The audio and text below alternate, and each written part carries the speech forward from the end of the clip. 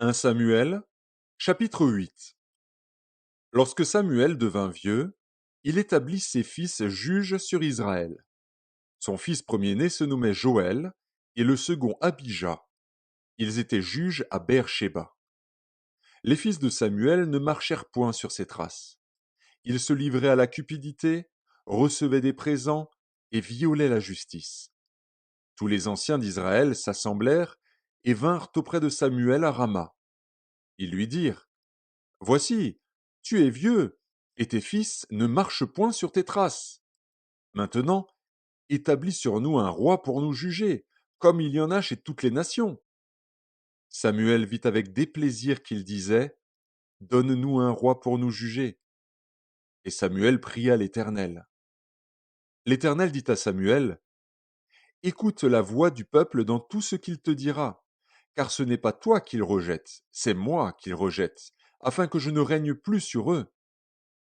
Ils agissent à ton égard comme ils ont toujours agi depuis que je les ai fait monter d'Égypte jusqu'à ce jour. Ils m'ont abandonné pour servir à d'autres dieux. Écoute donc leur voix, mais donne-leur des avertissements et fais-leur connaître le droit du roi qui régnera sur eux. Samuel rapporta toutes les paroles de l'Éternel au peuple qui lui demandait un roi. Il dit: Voici quel sera le droit du roi qui régnera sur vous. Il prendra vos fils, et il les mettra sur ses chars et parmi ses cavaliers, afin qu'ils courent devant son char.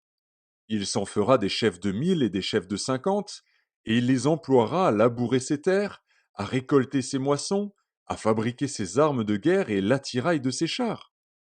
Il prendra vos filles pour en faire des parfumeuses, des cuisinières et des boulangères. Il prendra la meilleure partie de vos champs, de vos vignes et de vos oliviers, et la donnera à ses serviteurs. Il prendra la dîme du produit de vos semences et de vos vignes, et la donnera à ses serviteurs. Il prendra vos serviteurs et vos servantes, vos meilleurs bœufs et vos ânes, et s'en servira pour ses travaux. Il prendra la dîme de vos troupeaux, et vous-même serez ses esclaves. Et alors vous crierez contre votre roi que vous vous serez choisi, mais l'Éternel ne vous exaucera point. Le peuple refusa d'écouter la voix de Samuel.